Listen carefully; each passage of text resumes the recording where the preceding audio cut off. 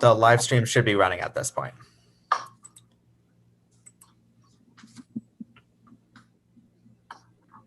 Great. Thank you. Well, myself and Chair Young would want to welcome everybody to the Committee on the Management of Public Funds. And we have obviously some presentations, some very good presentations that we're going to hear today. Chair Young, you want to take over? Sure. Thank you, Chair Augustine. Good to be in front of everybody again, and looking forward to hearing from Tedco, Morbidco, and also the Department of Commerce. We can just roll right into it. I know, Senator, if you want to introduce the folks from the Senate, I think we have Delegate Proctor here from the House. I don't see our other members, but welcome, Delegate Proctor. Well, thank you. We definitely also have Senator Benson here from the Senate, and we will, as other members come in, of course, we'll let them join in to the conversation. So we can roll right into it. I believe we have an update on the activities from the Maryland Technology Development Corporation, or Tedco. Troy Stovall, if you're there. I am here, sir. Welcome, sir. And you are free to start when you're ready. I appreciate that. Delegate Young, thank you. Senator Augustine, always a pleasure. And to the other delegates and senators on this, thank you for allowing us to give you an update on our activities at Tedco. Again, my name is Troy Lamel Stovall. I'm the Chief Executive Officer for Tedco. My title was just recently changed. Thank you for, there was legislation that passed this last session that changed the title. I have a number of my colleagues here. I think many of you know them. So they'll be here to make sure that I don't say anything crazy or wrong and the like. And so, but I appreciate, but they'll probably particularly, Artie and Stephen in particular, I think will be able to give you some details on two programs specifically, Delegate Young and Senator Augustine. You'll hear me talk about ARR and Rubric, and I'll tell you what those mean in a second, but those are two specific programs I think we want to highlight in our presentation. So with that, Caleb, I will do my attempt to share the screen if that's okay with everybody. Do that. Assume everyone can see that. So let me begin, if I may. Some stuff here. There we go. So again, we're talking Tedco, the Technology Economic Development Corporation. Oops, what's going on here? Why is it not moving? Okay, there we go. So let's talk about what is Tedco. We've been around for, if you don't know, 23 years. And I think the thing on this page that I want to highlight is the word empowerment. Normally in the past, it's been economic development, but what we really do, if you understand what we do, is we are investing in one person's ideas. I just was coming from a presentation over at the Spark in Baltimore, heard from 3 companies, 2 of which actually Tedco has made an investment in.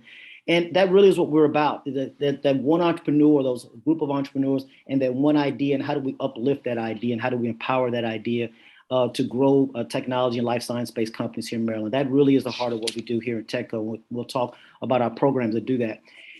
Here's our org chart that we have. The leadership team, I'm very proud of the leadership team. Again, I have been here for a little over a year now. We have been able to really come together as a group, and I'm very proud of the work that we're doing here. The one piece that I do want to kind of highlight here is that diversity, equity, and inclusion box filled by Elizabeth Good-Mazzari. We are very much focused on what we're going to be doing around DEI.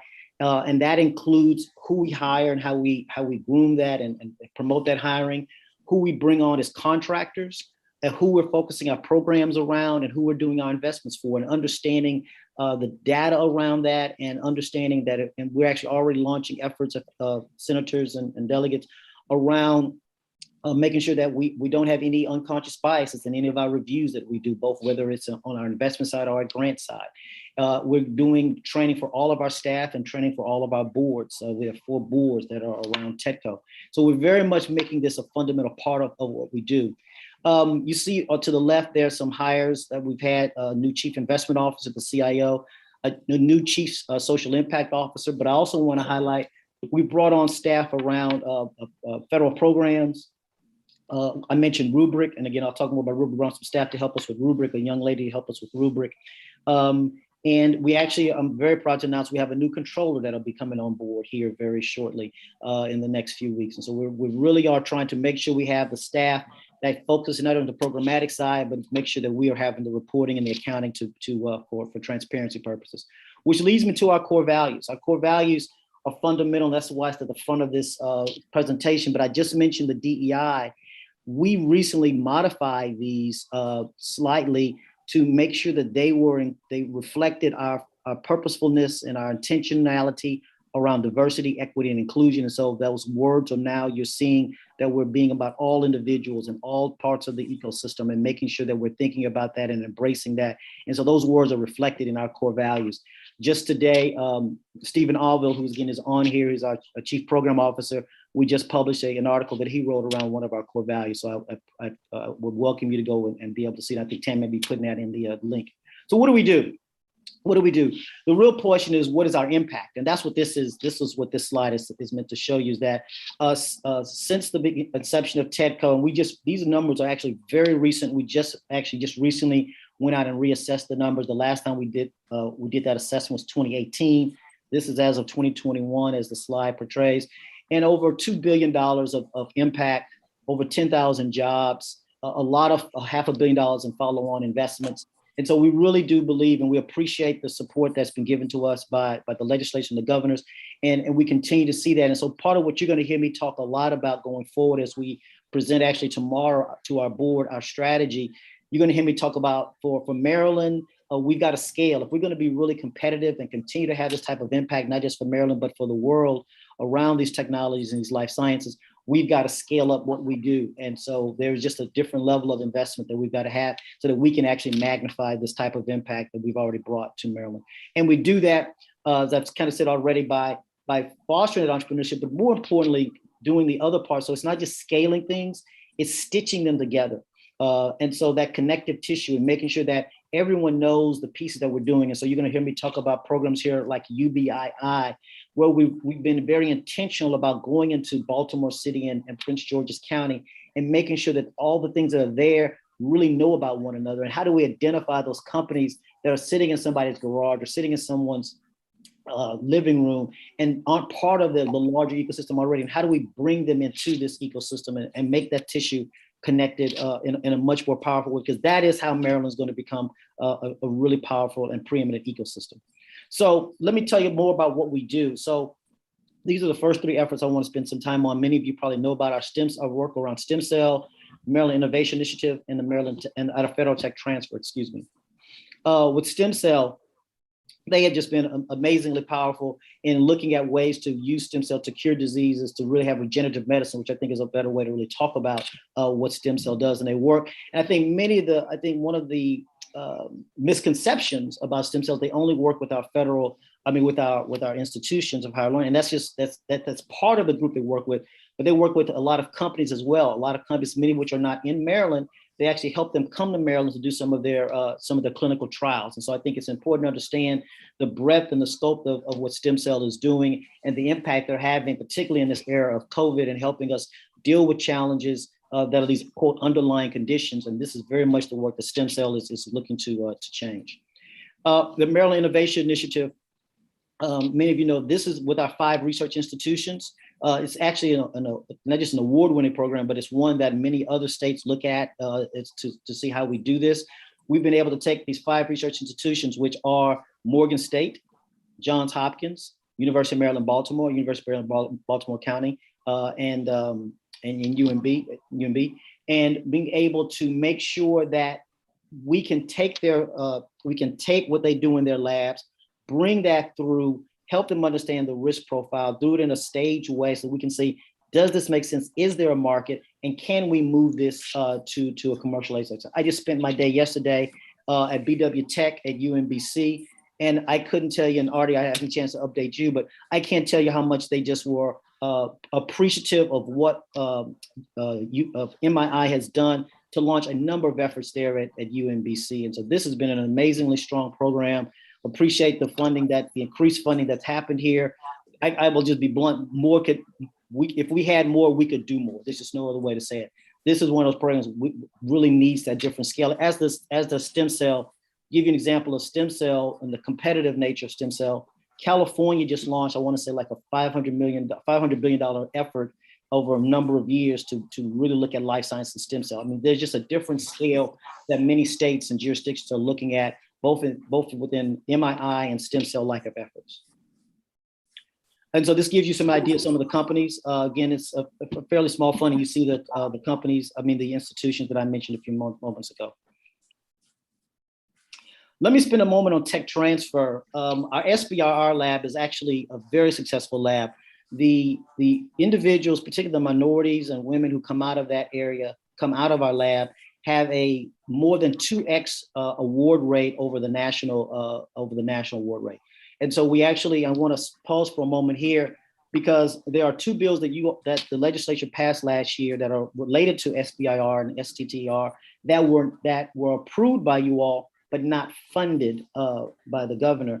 And that's the SBIR match. That is about 1.3 million that would allow us to be like 20 other states in the union that match the phase 1 to phase 2 parts of the SBIR. We do not do that in Maryland. And actually, I was talking to the folks at UMBC just yesterday. They were talking about how there were 2 companies that had opportunities to move their companies out of Maryland because of the matching that they were being offered by those other states. So this is a competitive thing that we just have to do.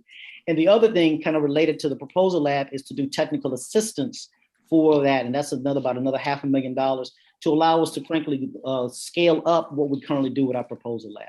I'd be remiss not to mention a great program with our friends at NIST, which is really kind of a prototype of what we'd like to do with more other federal labs and promoting technology transfer and commercialization efforts.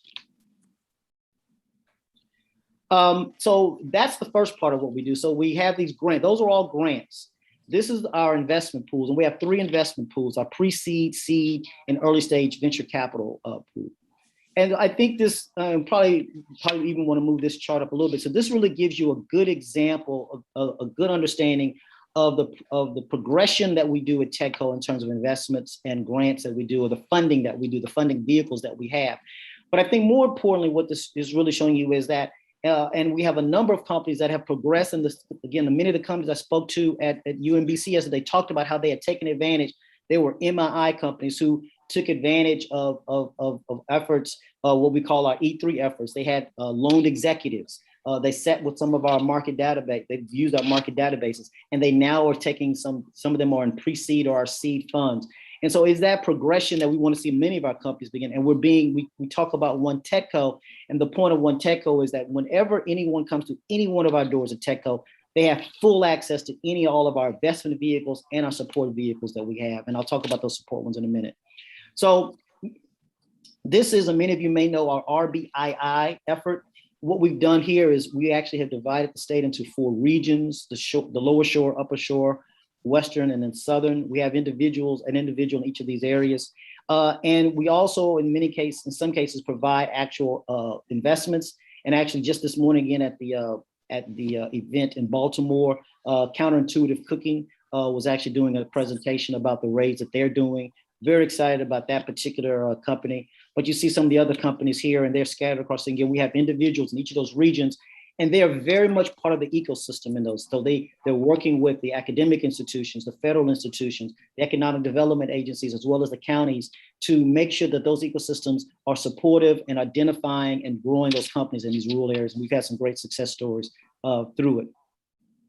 The Precede Builder Fund is focused on our socially, economically disadvantaged entrepreneurs here in Maryland. So not only do we provide funding, but I've already mentioned we provide our ability for us we do loan executives to all of our Precede Builder Fund. And this has become very powerful. And so you see the impact that we've had here. We've been able to invest $1 million that you've been provided to us, but a number of them have gone on to raise a significant amount of capital in subsequent rounds.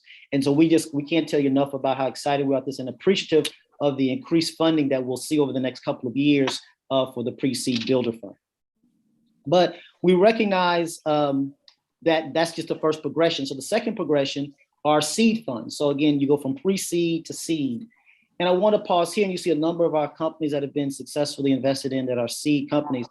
There's a 5th bullet that actually belongs on this chart. And again, it's a You all approved it last year, but was not funded. That's called the Inclusion Fund. I want to actually call out Senator Augustine for his leadership in getting the Inclusion Fund passed, but it wasn't funded.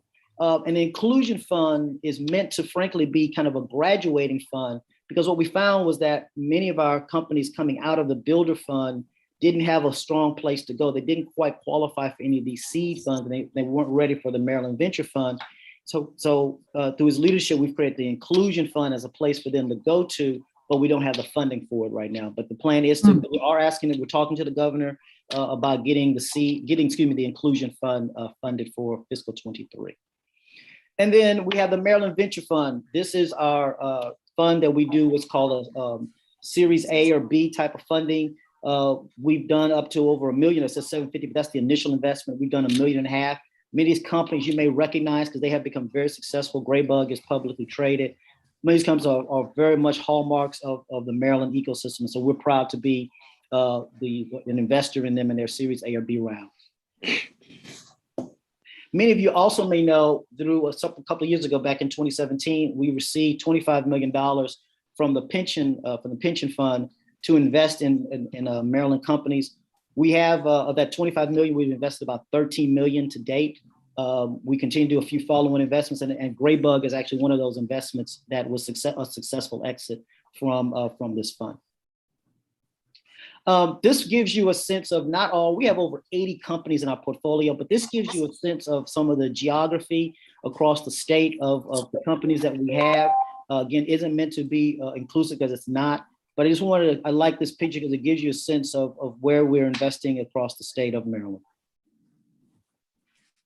I mentioned that Tedco is more than just the funding. If it was just the funding, we wouldn't get it done. I actually talk a lot about that. We have these funding elements, these funding vehicles we just walked you through, but we also have these foundational elements. And these are all the elements, and I've mentioned some of them already. These are the areas, and many of which are under Stephen Oville's shop, all of them on Stephen Oville's shop, excuse me, that really do provide them the support that they need in order to move forward. And I'm gonna talk about a couple of them in more detail, but I wanna point out the Maryland Entrepreneur Hub specifically on this page, as I'm on this page. We've been working with Commerce and USM, and you're going to hear that theme. You've already heard, and you're going to continue to hear this notion of collaboration. And again, I told you about the stitching, and so we're going to be leading that. It's Tedco. We're either going to lead. Sometimes we have to lead in the front, but we can also lead as a co-partner, or sometimes we lead from behind, and that's part of what we're doing going forward. But the Entrepreneur Hub is a good example of partnering with other elements of the ecosystem. It is an AI platform out of some folks out of Baltimore, EcoMap. And it is our ability, Delegate Young, most entrepreneurs, one of the key things that they lack is time. And there's all these great resources across the state of Maryland, including the ones that are at Tedco, but an entrepreneur doesn't have time to go and search them out. So what if we could bring those resources to them? And that's what the Entrepreneur Hub does. You put a profile in about your company, and the resources across the state that are available to you, they are brought to you as opposed to you having to hunt them down. And so that's saving you the time to go and do that. So we're very excited about the launch of the Maryland Entrepreneur Hub with our partners. I want to spend a close out on some new initiatives, and I've mentioned them already. So I said a few moments ago about RBII, and we had divided the state into those 4 regions. We've also recognized we've got to spend some time focused on our urban areas here in the state. So we've launched the Urban Business Innovation Initiative. We have a pilot, and just like we did with RBII, where we have individuals in those regions, we have an individual in Baltimore City and another individual in Prince George's County.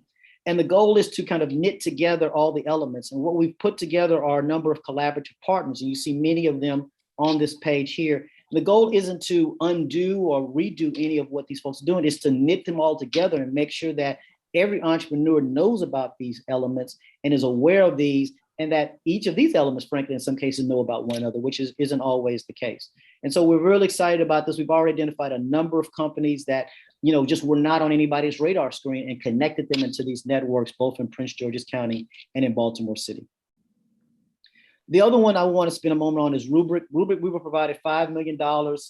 We awarded it to 45 companies, $100,000 grant. Here you see the process that we went through.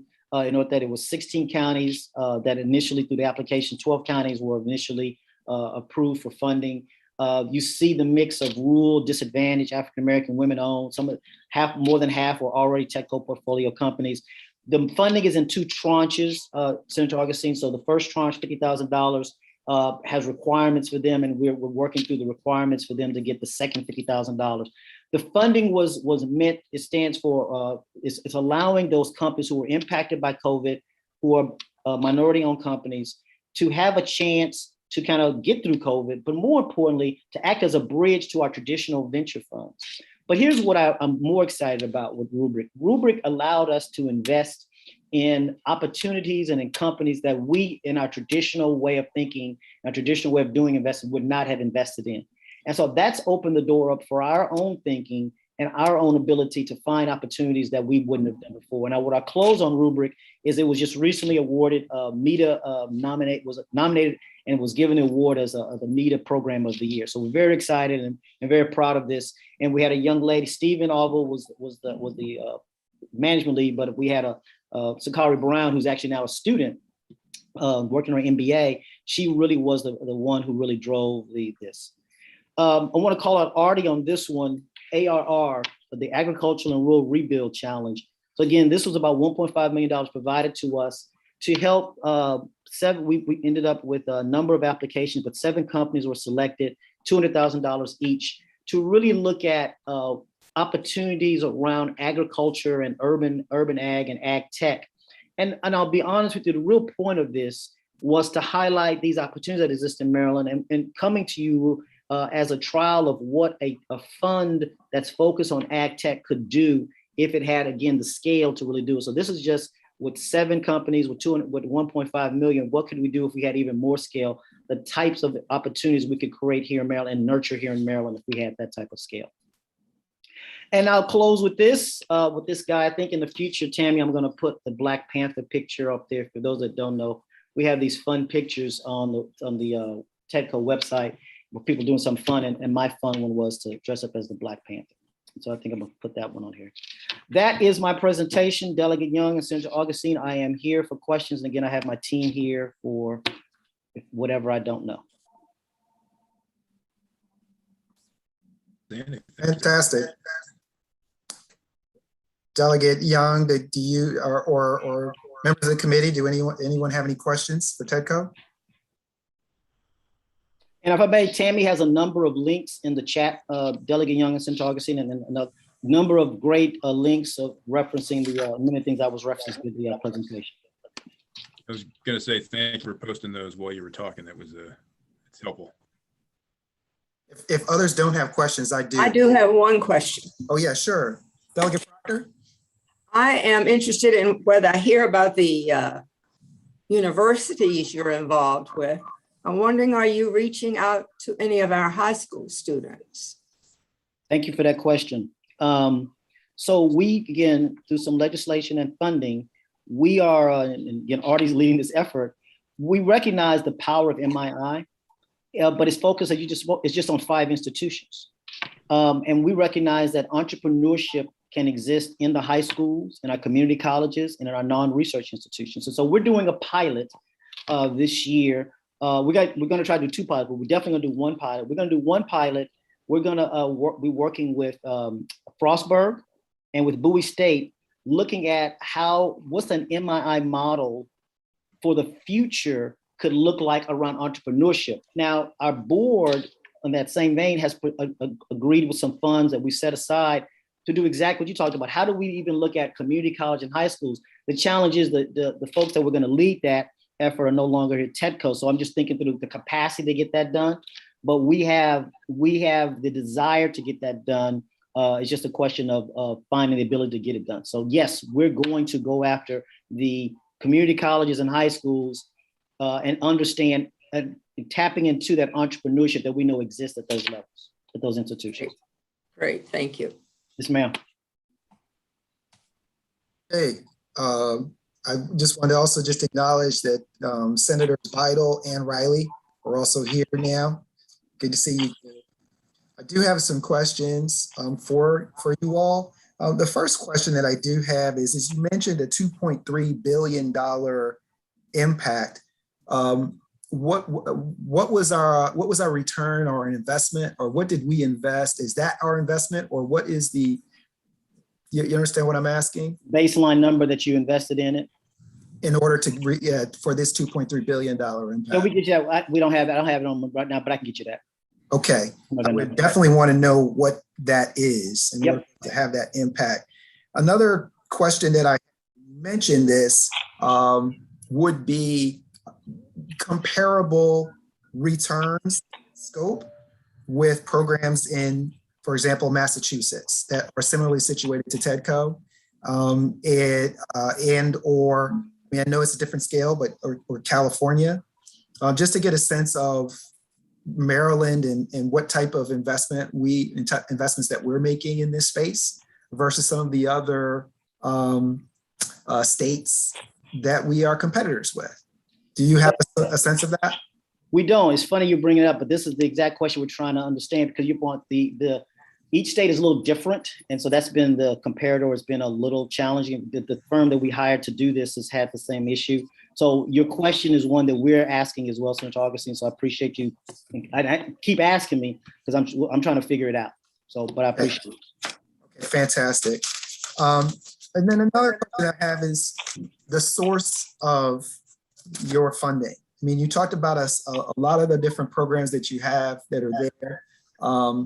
Do you have a single source, diversity of source? What are the sources of the funding for Tedco? Right now, it's all for the most part from the state. Outside of, I mean, I mentioned the pension funds, and you can debate whether that's state or not. But all of our funds right now come from the state of Maryland. We are looking at outside other sources outside of the state of Maryland. We haven't been successful yet. We just kind of really started that. But I do want to mention that, for instance, the ARR funds, we did those funds for Rubric and for ARR were from the ARR funds. So those are federal funds that were used to come in. So those federal funds through you guys that came to us, but we don't have, and outside of that, we do have some federal grants. So for instance, the SBIR lab that we talked about, and the NIST, those are federal grants that we do get. So we do have some small federal grants, but the majority of our money comes from the state of Maryland.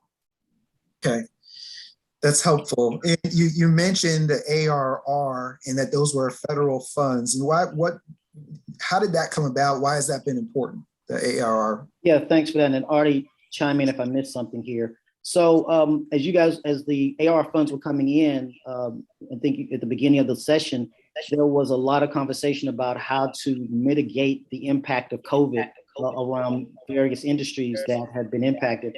And agriculture was one that was very much on top of mind with a lot of legislators and with the governor. And so through that those conversations with a number of other agencies, it was provided to Tedco to provide $1.5 million. Again, I want to be clear, those are grants. Those are not investments that were made to those 7 companies for $200,000. But I can tell you they all very much appreciated getting those funds. And so I don't know if you had anything to add to that, to my response. So Senator, these were part of the COVID relief funds that were provided via the governor's office as well as the state legislature legislation. I think this particular ARR 1.5 came through you guys, but it came from the federal funds that flowed through the state. Okay. Rubric came from the governor's office. Okay, Rubric came from the governor's office, and was that coming from Tedco's, or did that originate from the governor's office? And why was Rubric an important piece? Yeah, Rubric is about underserved communities, right? And so again, the governor wanted to be able to provide a direct funding to these entities that had been impacted. And again, remember, we focus on tech enabled, but we really, as I mentioned earlier, really stretched that definition of what we would have normally invested in, Senator. And so this allowed us to get at those rural and underserved. And that's what the R and the U and the Rubric stands for. These rural underserved businesses that were impacted by COVID. And so the process that we had. They applied. We first tested, were they a minority owned or rural company? Were they had to validate their work? There was some impact to from COVID. And then from that, it was just like we would normally do any investment. Did we think that this was enough there to be able to place $100,000 investment in. Again, we found 45 out of the 70 plus applicants that came through. Fantastic. And Stephen, Just to give a little bit more color on that, the rubric fund was for COVID relief. We specifically designed the ARR fund to not just provide relief, but to help the companies pivot and empower them with technology to address future issues, if future situations where you would have something similar to COVID hit, how could they overcome some of those situations? So we used ARR more as with the lens of this is an opportunity for us to utilize technology to make some difference versus just providing just relief for COVID related issues. So that's the reason why we sort of separated the two and ran the two separate programs. Yeah, I want to let Stephen a window. Steve, you want to add anything on rubric? We're very appreciative of the funding. I think as Troy mentioned, we were able to reach a lot of companies that we wouldn't otherwise be able to reach, which I think was a true benefit. But Troy, I think you covered it pretty well. Covered the program pretty well. Thank you. Did I answer your question, Senator Augustine? Yes, thank you. Chair Young, I'm sure you have. Yeah, I want to give an opportunity for you all to elaborate too. So I know what it looks like what Rubric's been able to do is reach these folks, which has been great. And I think part of it also came out of when the first round of relief funds, rescue plans came out. Minority and women-owned businesses were not able to, or they did not receive funds at the same rate as other entrepreneurs or businesses. I was curious if was the response to that.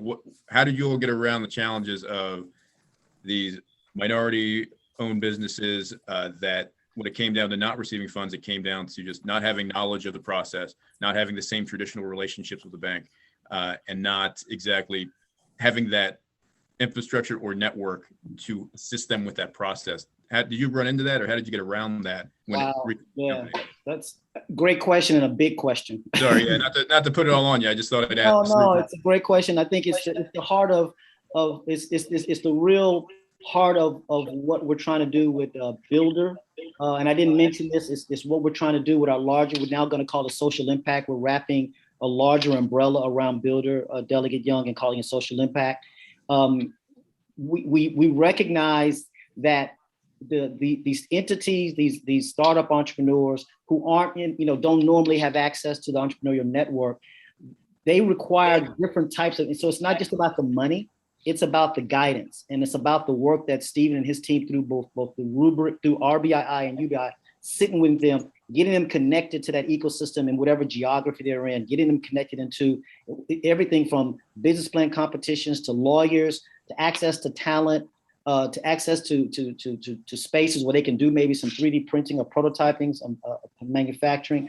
And so really, the real answer to your question is getting them connected into the ecosystem and getting them on a learning curve to understand what their needs are. And I won't pretend that we have all of that figured out for all of it, because we don't. That's what we're learning too.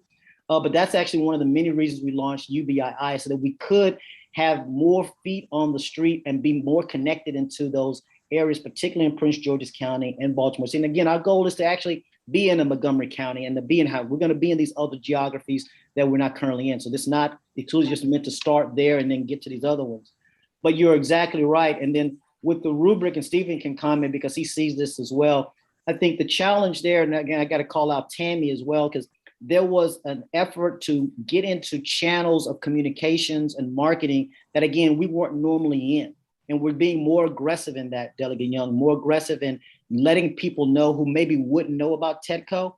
You're going to see us into these channels. For instance, in a few weeks, I'm speaking to a number of chambers that we normally have not spoken to before. So I'm speaking to the Hispanic chamber, the Asian chamber, and we're getting out there and making sure we're placing ourselves and making ourselves better known. I appreciate that. And we should have a conversation offline. We'd love to help get you in front of the right folks so that folks are aware that you are a resource where they may not have that network or resource now. So absolutely. That's the point. That is absolutely the point. Well, fantastic. Do any members of the committee have any more questions for the Tedco team? Senator Benson. Yes, thank you very much for that. Whoops. You're muted. You're muted, Senator Benson. Are we okay now? Yes, ma'am. Thank you for your presentation. I think you did a wonderful job. Thank you, ma'am. The question I want to ask you is, do you have a close relationship to the Prince George's County Chamber of Commerce?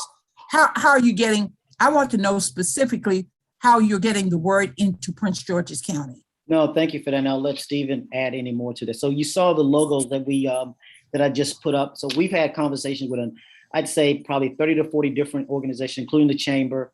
We actually have a quarterly session with David Iannucci and his team with the Prince George Economic Development Corporation. I'm involved with an effort with the Maryland Tech Council to try to relaunch or try to get a Maryland Tech Council chapter launched in Prince George's County. And so we actually have had a number, and I'm on the planning group for that to get that going.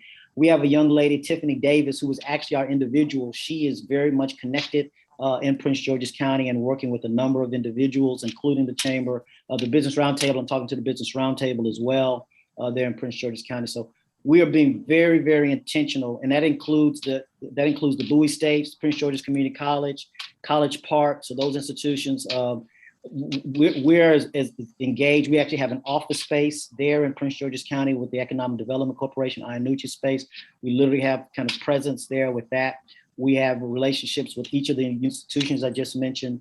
So I can tell you there is, and from a very personal point of view, there's a strong intentionality to raise the level and visibility of Tedco in Prince George's County. Thank you very much for that. Appreciate it. Thank you. Thank you, Thank ma'am. you, Senator Benson. Thank you, Senator Benson. Any other members of the committee have questions for the Tedco team? If not, I will just say thank you, Troy and Tedco team for the presentation, and we look forward to continuing to work with you going forward. Thank you so much. Thank you. Everybody be safe and have a great day. Thank you. Thanks. Chair Young, you want to introduce our next speakers? Absolutely. Whoops. Sorry, stand by.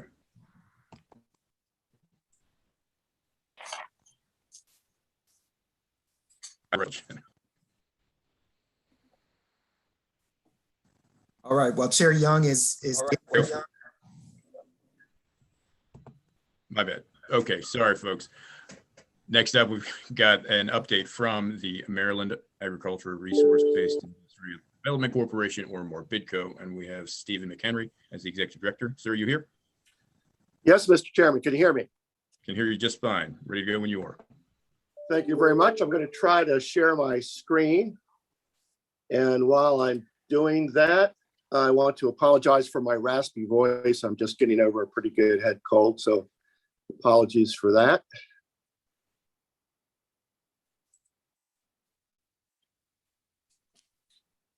Can everyone see my screen?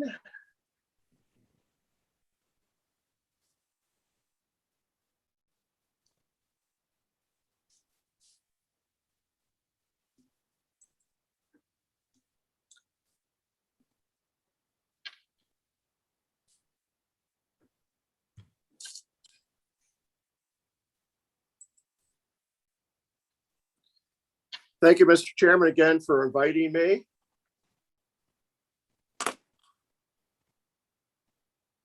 I just wanted to briefly outline for you what I plan to cover today. Last year, I gave a quite lengthy presentation about Maryland agriculture as well as BIDCO and its programs. I'm going to streamline that today in the interest of time and really highlight what we've been doing over the last year, as well as give you some an outlook as to how we've done over the last 14 years.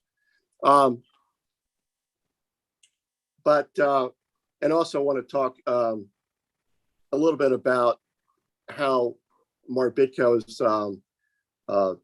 looking ahead to the future. Maryland agriculture, of course, and resource-based business is important to all Marylanders.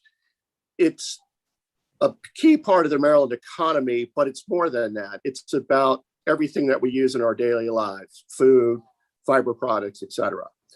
It's also about helping to preserve the best aspects of our quality of life. Over half of Maryland's land area is rural working land, working farm and forest land.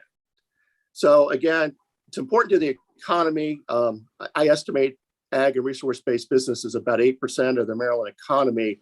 It's certainly much more significant in Western Maryland and on the Eastern Shore.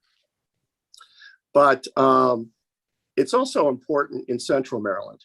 As I noted last year to you, Salisbury University did an economic impact study a few years ago and found that 20%, that ag and resource-based business comprised 20% of the 20 billion worth of economic activity for the state, and including about 17 billion with ag and equine included, equine meaning horses, forestry contributing about 3.5 billion to the state's economy, and the seafood industry about 355 million.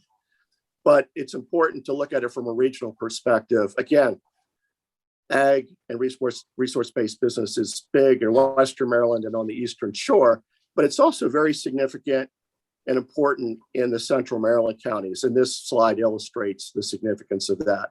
An awful lot of economic activity around food and fiber processing, particularly in the Central Maryland counties. Here's a slide that summarizes Maryland's agricultural production from the 2017 Census of Agriculture. Maryland has a very diverse agriculture, as you'll note here. The largest component is poultry and eggs. The lion's share of that is the broiler industry on the Maryland Eastern Shore. But again, everything from dairy and cattle to aquaculture, grains and oil seeds, table crops, etc. And here's another slide that can capture some key information from the 2017 Census of Agriculture. We have about 12,400 farms remaining in the state, covering about 2 million acres of agricultural land. The number of female farmers is increasing with each census. Today, as of the 2017 census, about 30% of Maryland's farmers are female farmers. We have a total of just under 6,000 farms where the primary occupation is farming. A number of farms rely, as you might expect, on off-farm income to help supplement the farming activity. And again, most of Maryland's farms are small family-run operations. And the other thing I wanted to notice from this slide is we do continue to have an aging farm population, but I think we're making some progress. The average age of the Maryland farmer in 2017 was 57 years old, but the average age of the beginning farmer was interestingly 45 years old.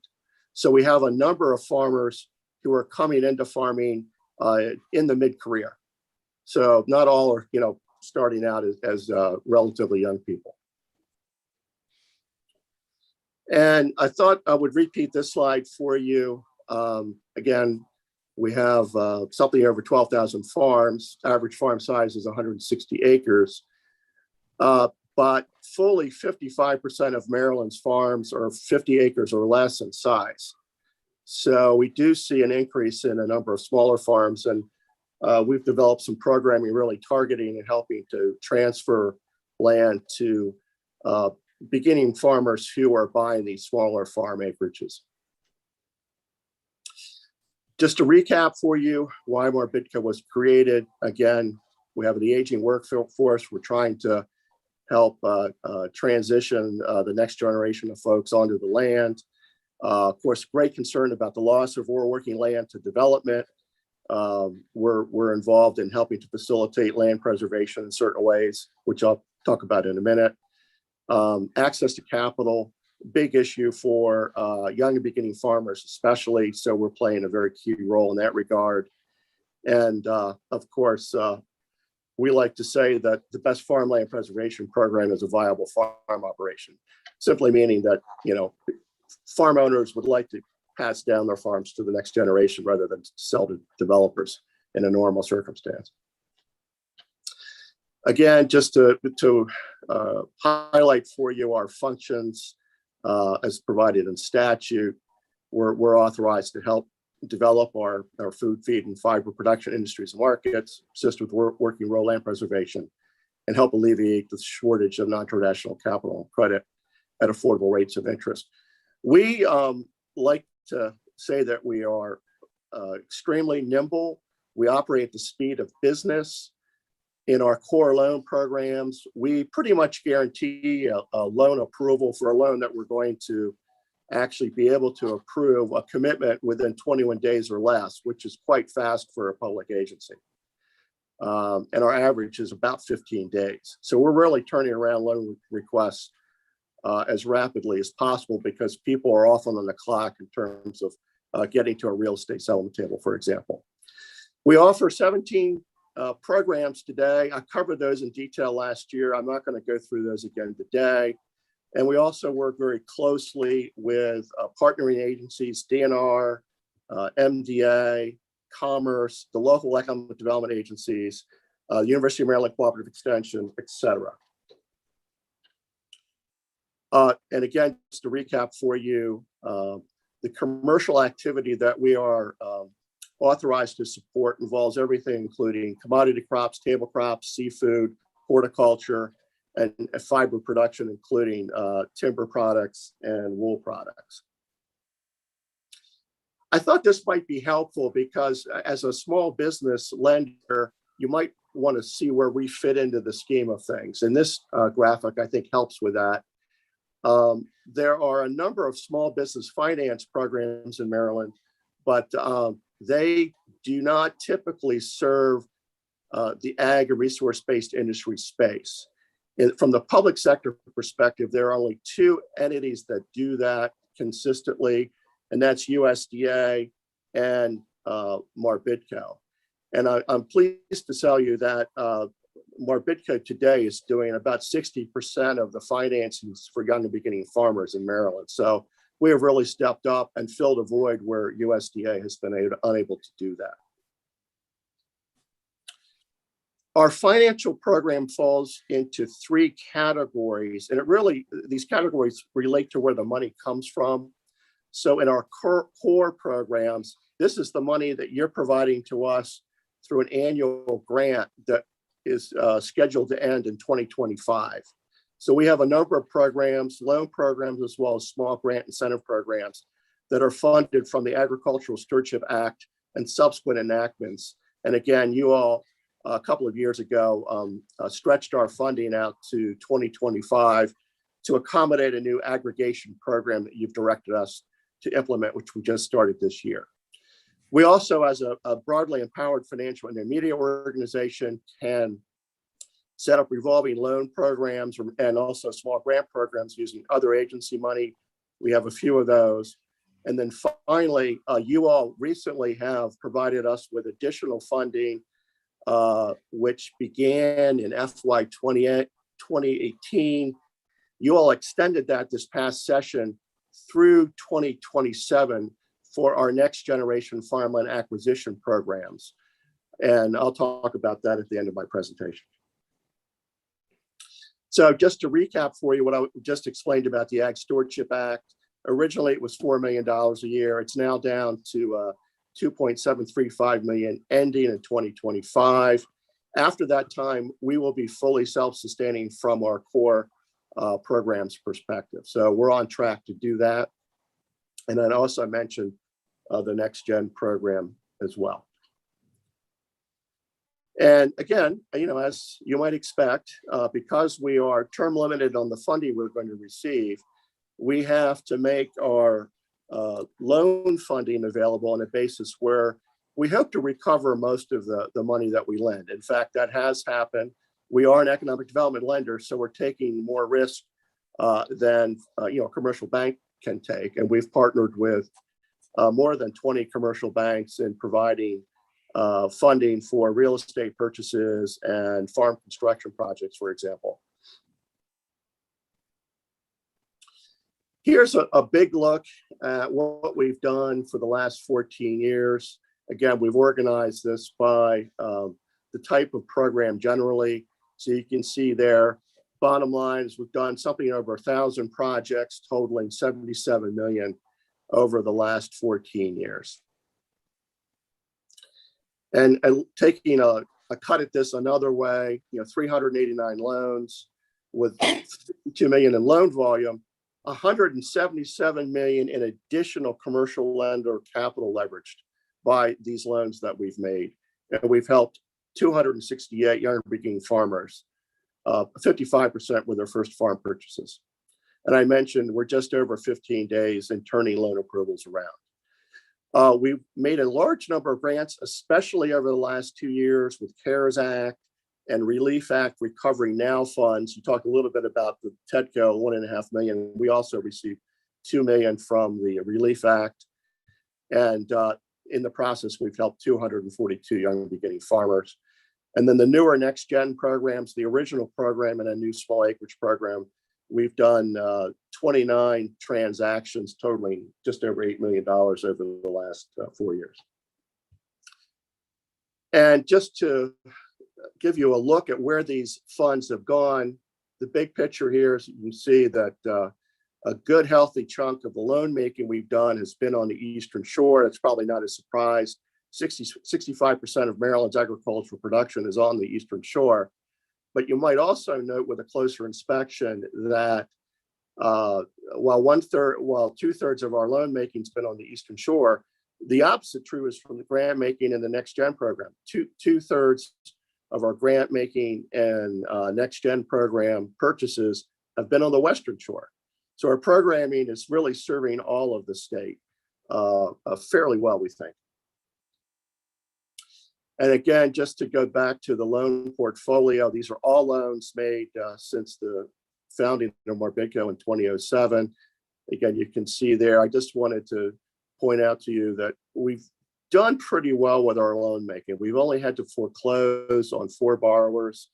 And to date, we've lent 62 million and we've only lost just over $1 million, which is very good for a small business development revolving loan fund. The target rate for a well-managed fund is 5 to 7%, and we're well under that. Just want to talk for just a second about the Next Gen program, which actually has 2 components. There's our original easement option purchase program. We help younger beginning farmers purchase their first lands in exchange for acquiring an easement, an option for a permanent easement. We don't permanently preserve the farm at that time. That will happen later. And we can advance up to $500,000 when the farm is transferring to a young beginning farmer, and we can pay up to 51% of the fair market value of the land. And then we give that young farmer 4 to 7 years to sell a permanent easement. I'm very pleased to say that one of our very earliest Next Gen easement options, which was in Prince George's County outside of Upper Marlboro, has just paid back. They sold the permanent easement to the county. We got repaid. That money revolves in the program. So we're excited about this program, and we're especially excited about a new offering, the small acreage program. I noted earlier that more than half of the state's farms are less than 50 acres in size. So we're offering, just launched a new program that helps younger beginning farmers buy their first farms. We actually will bring money to the settlement table to extinguish the easement immediately, and we hand that easement over to an agency that administers permanent conservation easements. And we just closed our first transaction in Frederick County on a 25-acre farm earlier this summer. And here's an outline of what we've done over the last 4 years. Again, that small acreage project is reflected in the FY21 numbers. So we're helping to preserve land in addition to helping to get young beginning farmers onto the land. I know you all would be very interested in the demographic numbers. We have for the last few years been asking our borrowers and grantees to provide fill out a form that describes themselves. About half of our borrowers or grantees have done that. And we have discovered that 33% of our applicants have been female. 10% have been veterans.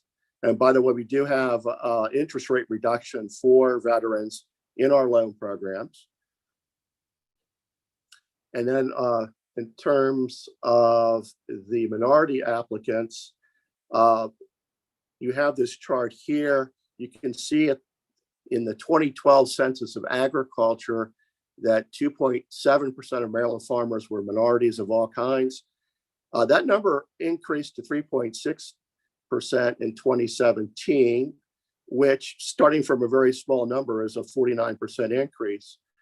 I'm pleased to tell you that our current numbers are showing that Bidco has helped 13.25% of our applicants who are minorities. So we're pleased with that number. We think we're making some real progress in this area. And then turning to the pandemic, obviously the pandemic disrupted everything, including businesses working in the food system. I'm not going to read this slide to you, but a lot of impacts a year and a half ago resulting from the pandemic. And so we were pleased to receive about $2 million in CARES Act funding in 2020. And then again, we received another $2 million from the Relief Act this past spring. One of the biggest needs that we saw with our food producers and processors was the need for cold storage facilities. So a large number of our requests were for cold storage facilities. And so we made some real progress in helping to meet those needs that our businesses had. I might add, I serve currently on the Maryland Food Security Resiliency Council, and we're hearing that a number of the nonprofit, they're enterprises that help distribute food, they're in need of more cold storage. And that's outside of Bidco's space. But I did want to note that you may be seeing a request for more funding to go for food banks and others that provide food to needy folks. We did a number of loan deferrals, as you might expect. We also reduced our interest rates by 100 basis points, which we continue to this day. So we're trying to do what we can to help businesses adjust. And in terms of the Relief Act, well, let me first say that we established a pandemic adjustment equipment grant program with the CARES Act money. We funded 92 grants last year. And then this year, and it was a pretty heavy lift for us. So our workload essentially doubled for 4 months earlier this year when the Relief Act Recovery Now funds became available. We established 5 programs, including one for our oyster growers, which were really hammered hard by the loss of business during the pandemic. Urban farmers played a key role in helping to provide food during the pandemic. So we provided grants to 11 urban farmers, including in Montgomery, Prince George's, and Baltimore City and Baltimore County. We had a separate program for cold storage, and we funded 71 projects. And then we also had a program for livestock processing. Livestock processors are just overwhelmed with demand right now. Our livestock farmers are still waiting up to a year to get their animals processed. So this is an area that we were able to make significant inroads, but we anticipate more help is going to be needed in this area in terms of livestock processing. And then the wood products industry was also greatly hurt by the pandemic, and they were hurt before the pandemic. We lost a large paper mill in Western Maryland. That's had a huge impact on the industry. And so we made 20 grants, and I expect you may see a request for additional funding in this area in the future. And finally, Bidco recently took over the Maryland Market Money Farmers Market program, and we're partnering with the Southern Maryland Ag Development Commission on that. And we did provide some support to help beneficiaries and farmers at the farmers markets this spring and summer. And then finally, in the area of pandemic adjustment, we established a special loan program, Unsecured Lending, with a modest interest rate for loans between 1 and 3 years. We financed 37 of them. We used our money for the loan portion and some of the CARES Act money to provide a 10% rebate for a good number of what we call the PALP loan program. So here's the big summary of all of our CARES Act, the Relief Act funding activity. Total of 346 projects totaling just under 4.3 million. You can see the breakdown there.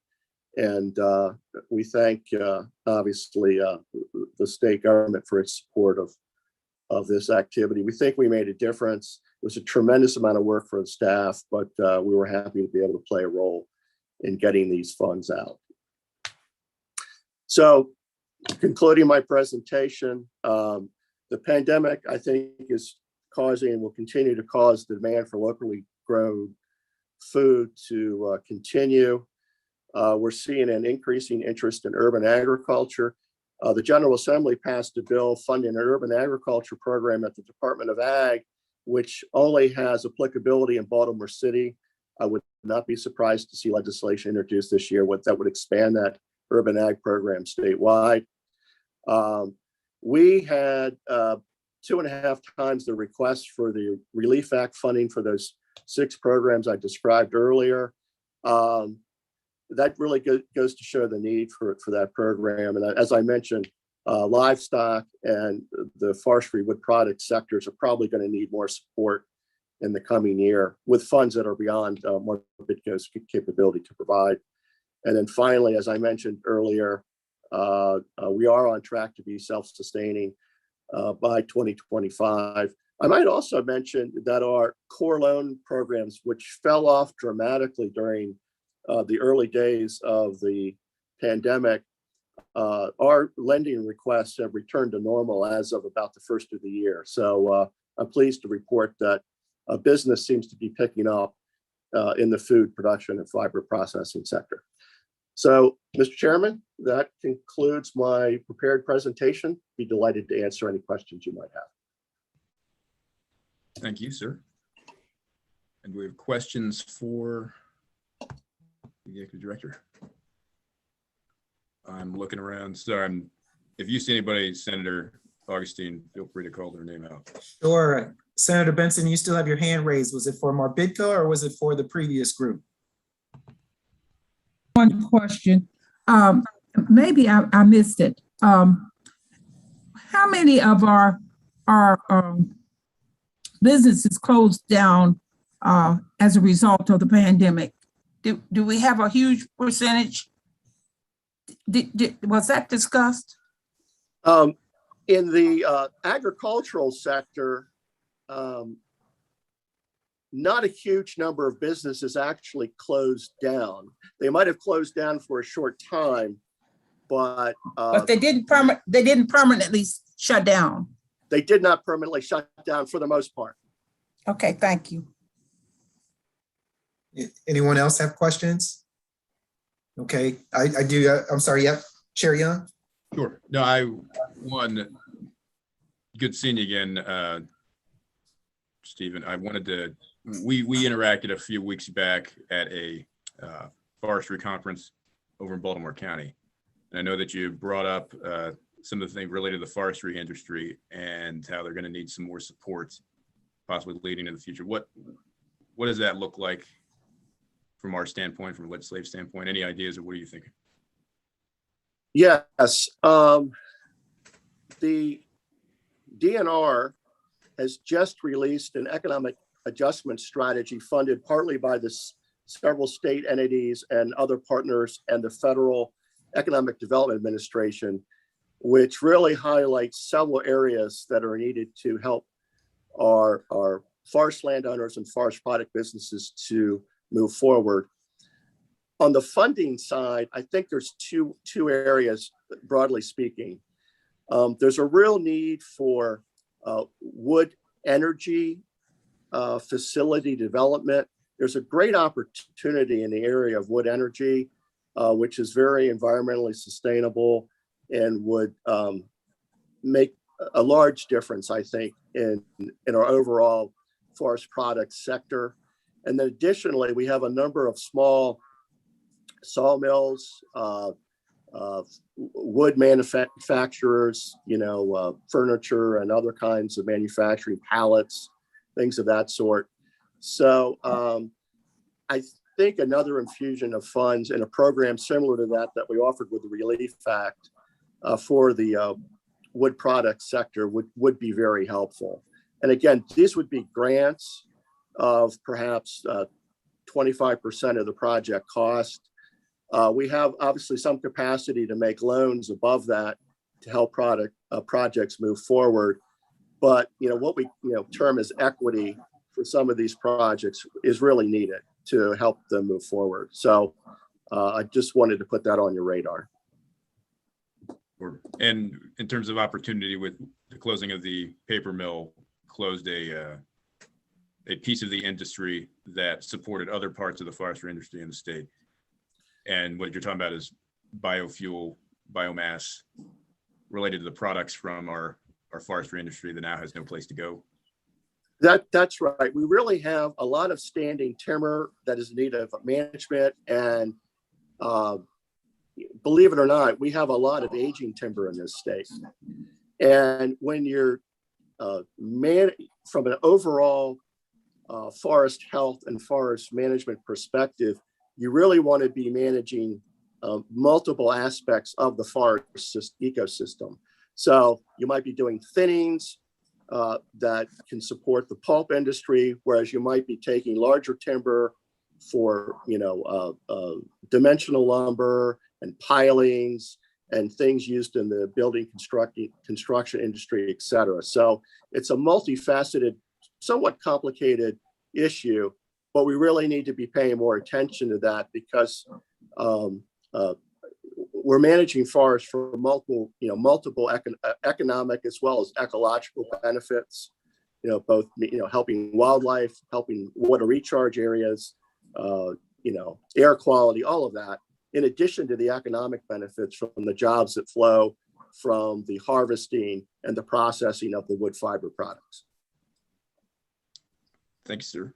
Senator Augustine. Thank you. I do have a couple questions. I'm not sure if any of my colleagues have any. I don't see. Thank you very much for the presentation. You mentioned a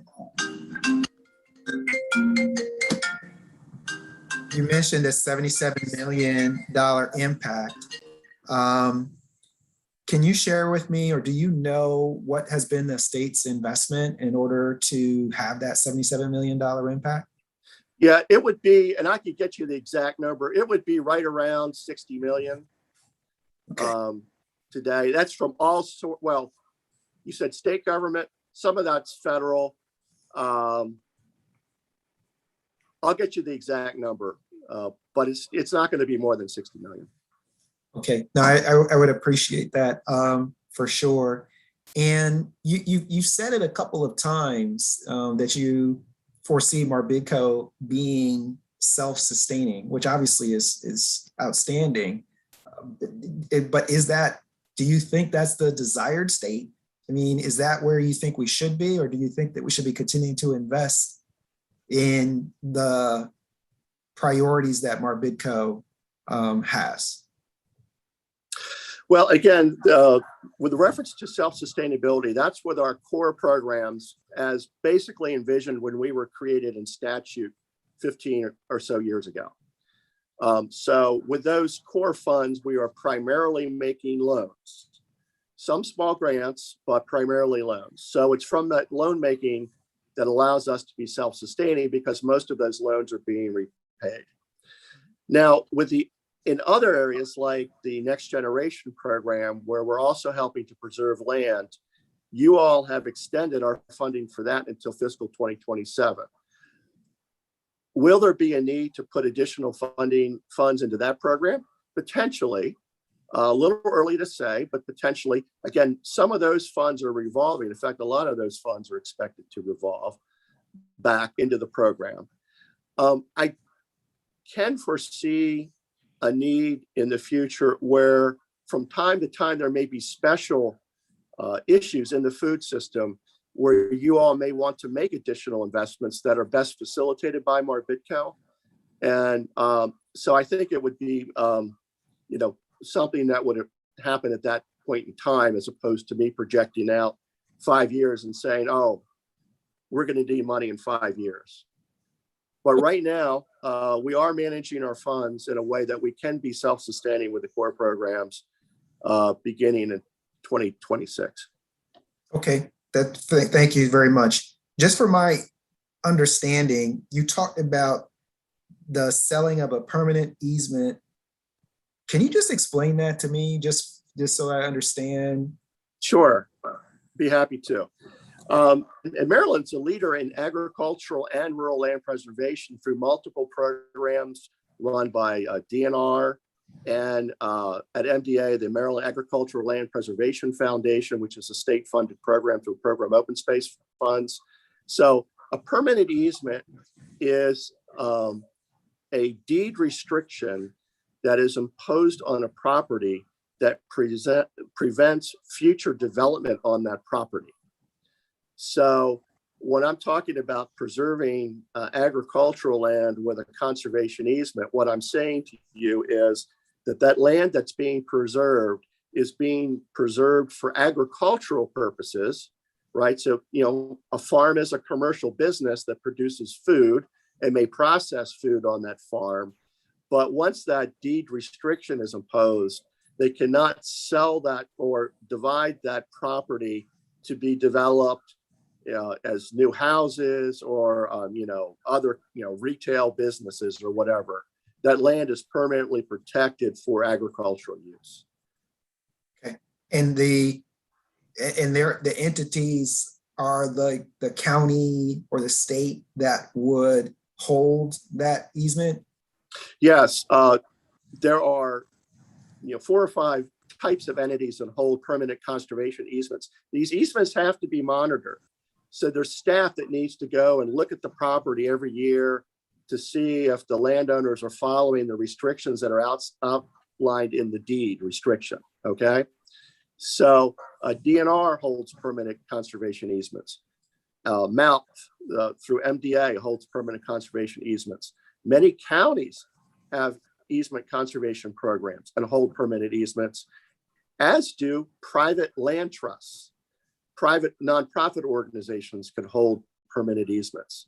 So we have a number of entities that hold easements, and Marbitco does not hold permanent easements. We only hold temporary easements. We don't have the staff to monitor permanent easements. So with our small acreage next gen program, for example, when we will buy that easement at the real estate settlement table when that farm property is transferring to the beginner farmer, and then we will turn around and convey that permanent easement over to MALP or a county program or a land trust or the Maryland Environmental Trust. They also hold permanent easements. That's a unit that's associated with DNR.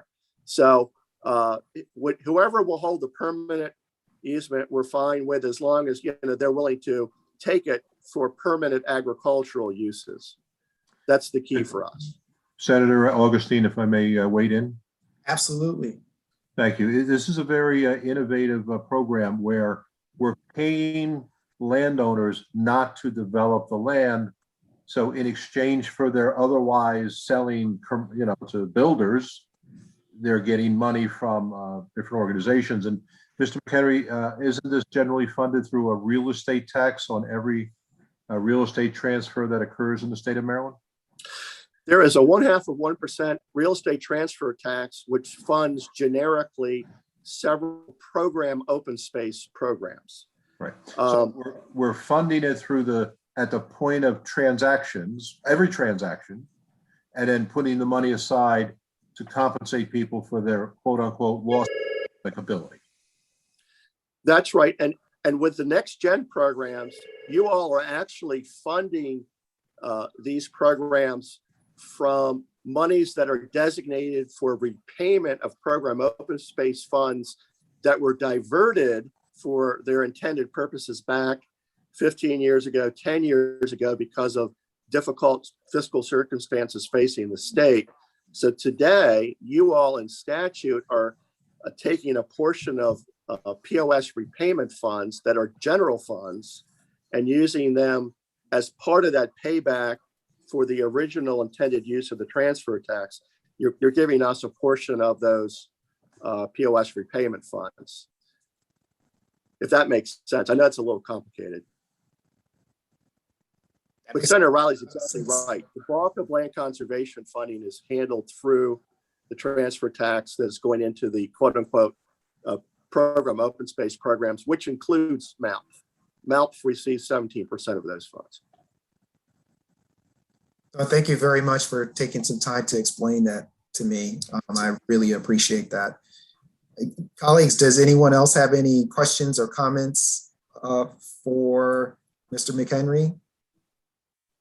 If not, I will just say thank you, and I'm sure that Chair Young will thank you as well, and then introduce our next speaker. Thank you very much. You, sir. All right, next we have an update on the activities of the Department of Commerce.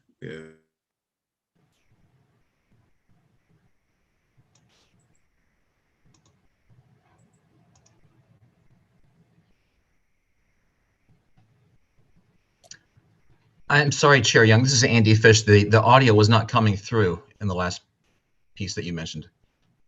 Yep, there you go. How you doing? Great, thank you. That's much better. So thank you, Chairs Augustine and Young. I'm Andy Fish, the Senior Director of Finance Programs at the Maryland Department of Commerce, and I'm joined by my fellow Commerce colleague, Sarah Shepard. Secretary Schultz sends her regards and also apologizes for not being able to be here today. In just a moment, I'm going to bring up my screen so we can share with you an overview of the work that Commerce does, including a deeper dive into two of our key finance programs. So we'll get that screen going here.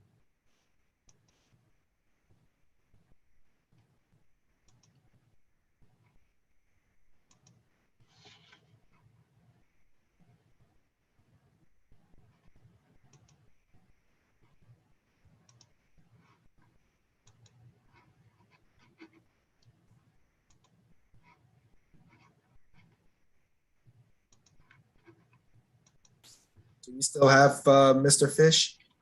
Is the screen coming through? No. My apologies here. We did practice this. Caleb, are you able to bring the presentation up? Yes, I can work on bringing yours up. Great, thank you very much. My apologies.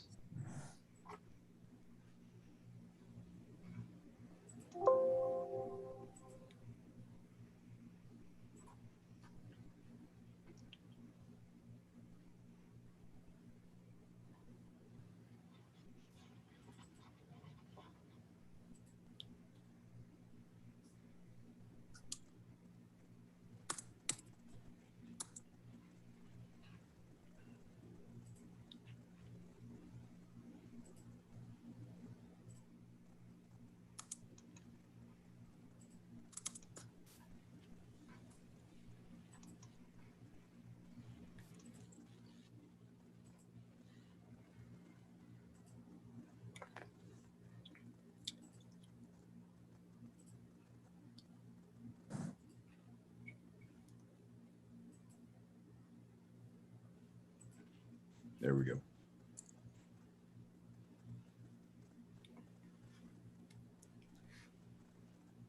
Okay, looks like you're up.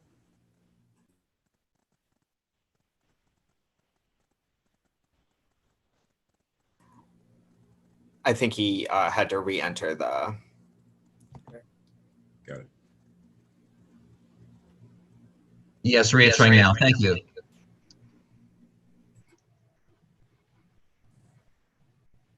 Great. Can you hear me okay? We Yes, can. we can. Have your presentation up, ready to go. Great. Thank you so much. So we'll get into it. Thank you for bearing with my technical deficiency there. So we're going to start over on page 3. If we could jump there, please. And with that, we'll start with a brief overview of Commerce, what we do here. Commerce is a state leading economic development agency, and we work closely with our partner organizations to attract new business to the state and to keep our existing business in Maryland, and also to help them expand and create new jobs. We go about this in a number of ways. We've got regional business specialists that consult with businesses throughout the counties across the state to help them solve problems and make connections. We help provide workforce training, and for those looking to enter overseas markets, we offer export assistance. We also provide tax credit incentive programs and direct financial assistance. Our international team works to attract foreign investment into the state and promotes Maryland at numerous international trade shows and carrying out that activity. And we also support throughout the state tourism, film, and the arts, which are very important economic drivers for the state. We'll turn next to how do we do this. We'll touch briefly on the tools that we use. And here we are on page 4, and we've got a number of targeted tax credit programs and financial assistance programs that offer assistance to different sorts of businesses across the state.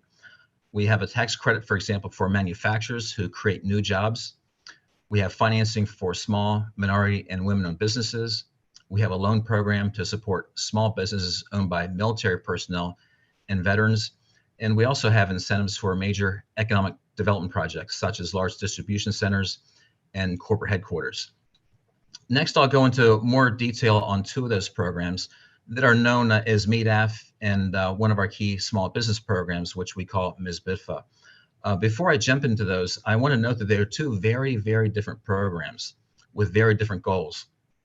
MEDAF, for example, is a broad-based program that focuses on large economic development opportunities, and it's conducted in very close cooperation with the local jurisdictions. On the other hand, Ms Buffett supports the viability and expansion of small businesses that are owned by economically and socially disadvantaged entrepreneurs looking for capital to start a business or grow. Each of these programs was designed with very different needs in mind for the business community, and there's no single program that's going to meet the needs of every business. But if we want a thriving and diverse economy, we've got to be able to work with the businesses of all size to deliver to them assistance where they are across numerous industry sectors throughout the stages of their growth or expansion. With that, then we'll go next into a deeper dive on MEDAF, which is on next page. Thank you. So MEDAF is the Maryland Economic Development Assistance Authority and Fund. So you can see why we like to call it MEDAF. It was initially started as a revolving loan fund, providing fixed rate financing for businesses looking to expand in priority funding areas across the state. A few years later, it was expanded when several programs were merged into MEDAF, and the result was 5 capabilities that you see listed on the slide on page 7 there. Of those capabilities, most often utilized is in the second bullet, the large economic development opportunities. Those are our job creation projects done in close partnership with the local jurisdictions. And I'll note the last 2 bullets there, the revolving loan funds, daycare financing, and arts and entertainment are largely met through VLT and other different programs now. So, MEDAF changed over the years, and it flexes in and out as other programs also become available to serve different needs there. Moving on to the next page, then, we'll see here just a range of the activity over the years of MEDAF. You'll see in total, 127 transactions since fiscal year 2015. And the number of jobs there that were created and retained has been very substantial on the right. What's not listed on that slide is that with each MEDAF project, the business has got to commit to creating a certain number of jobs, but they also commit to making a certain dollar amount of private capital investment.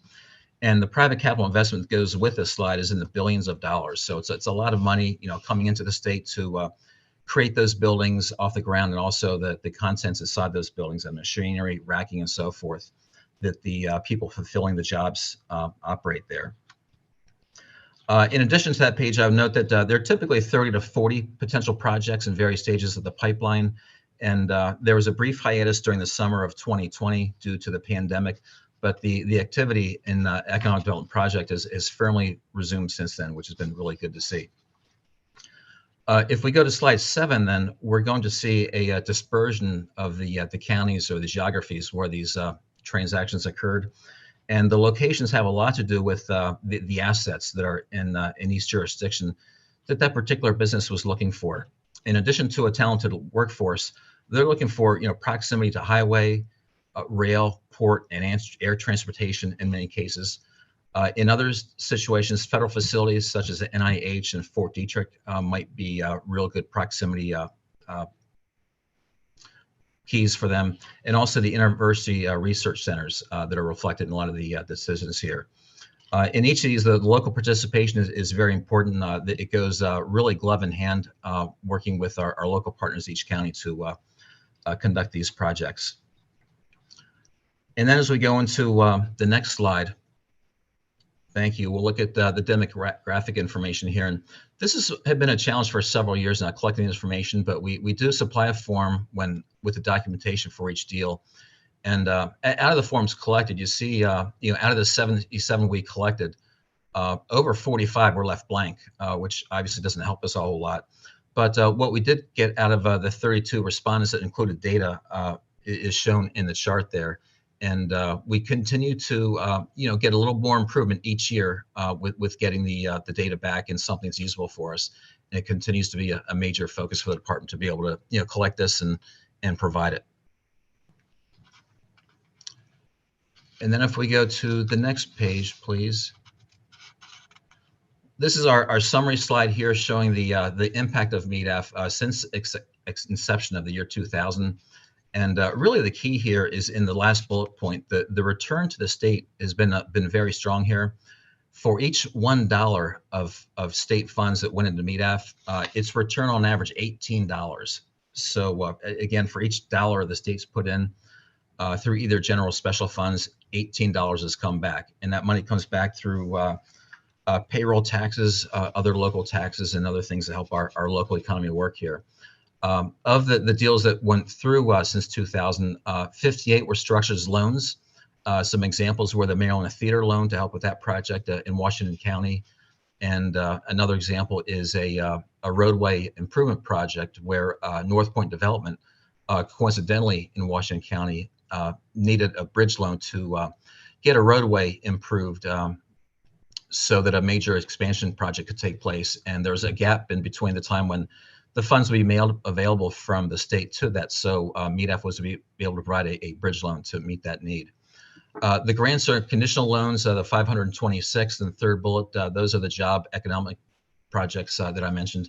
And then the 24 structured investments are examples are parking garages in Baltimore City and other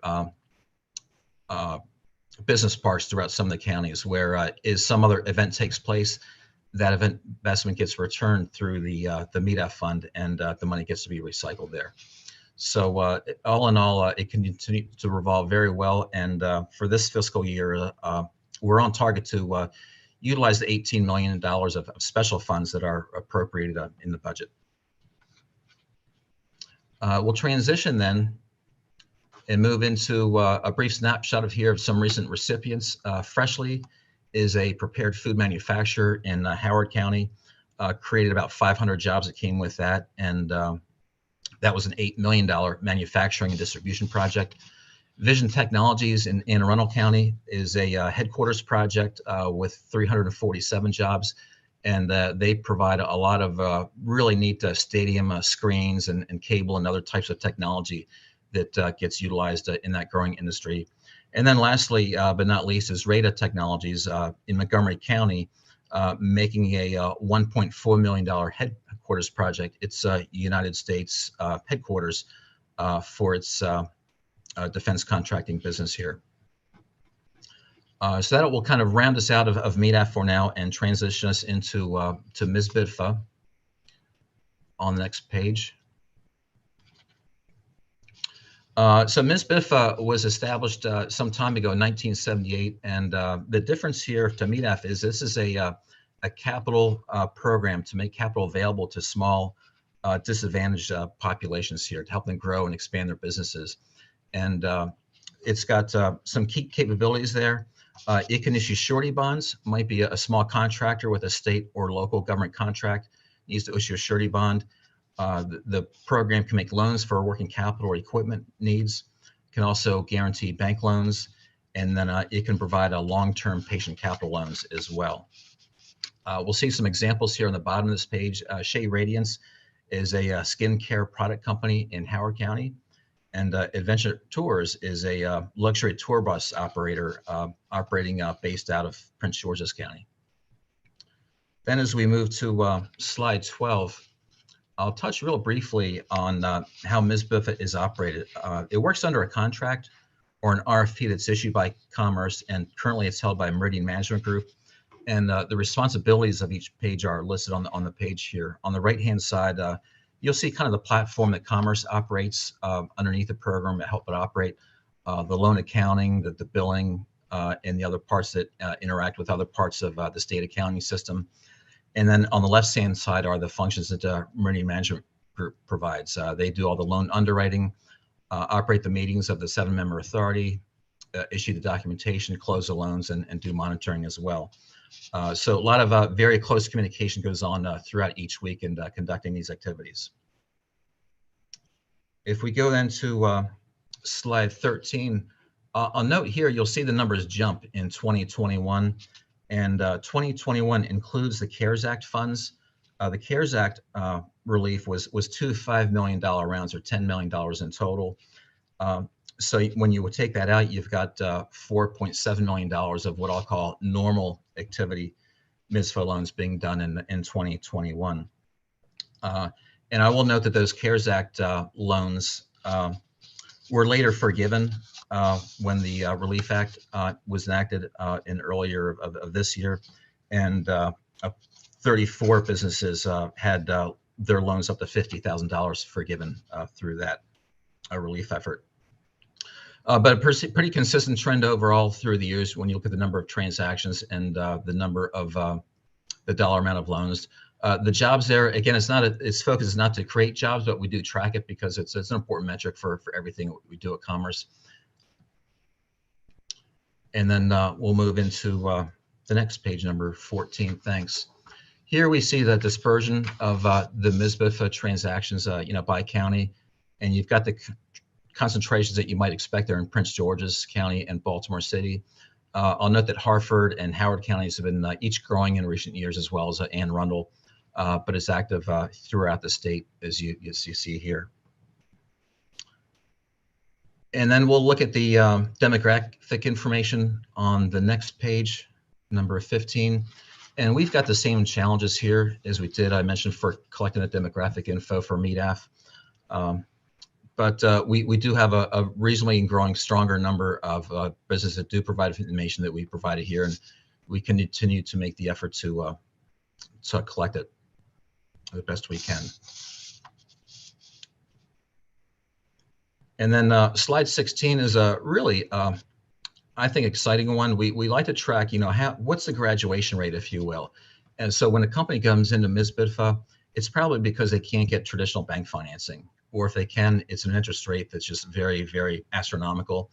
So one of the goals for that business might be to improve and grow their business over time so that it can graduate and be considered by a commercial bank on better terms than they would have in the earlier stages.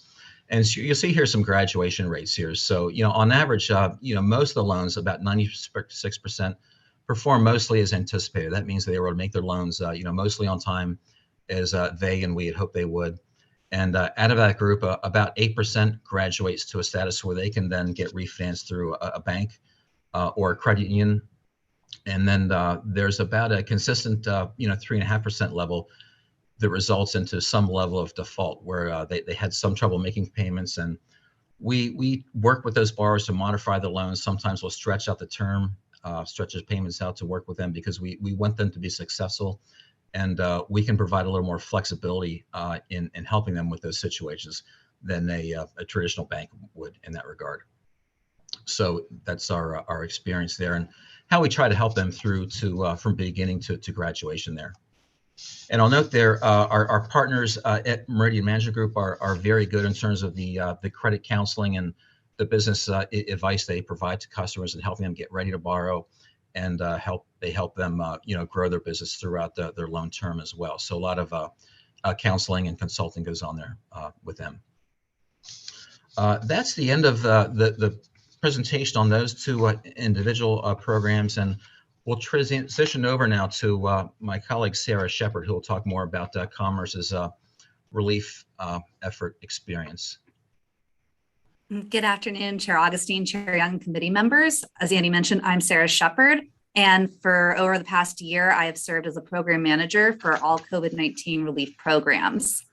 So I'd like to share with you some information about our COVID relief programs. These were our primary small business assistance programs created in response to the pandemic, and this funding was really separated in two pots. Our initial grant and loan programs created in 2020, and then the new programs created by the passage of the Relief Act of 2021 earlier this year.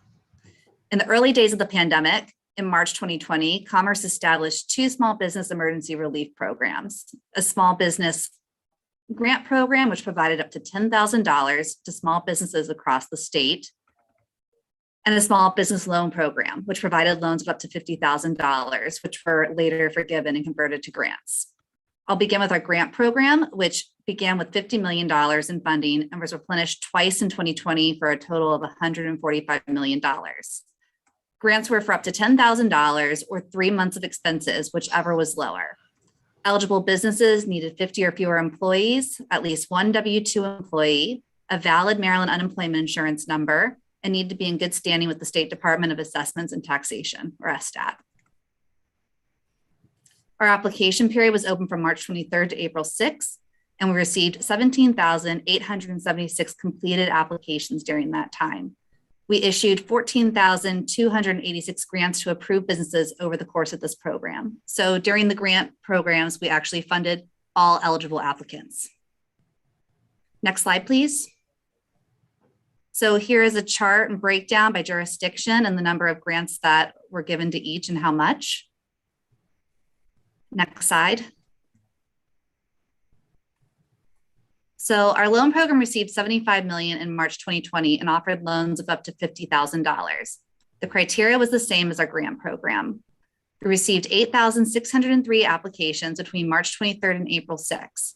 The funds were exhausted by applications received on March 23rd and 24th.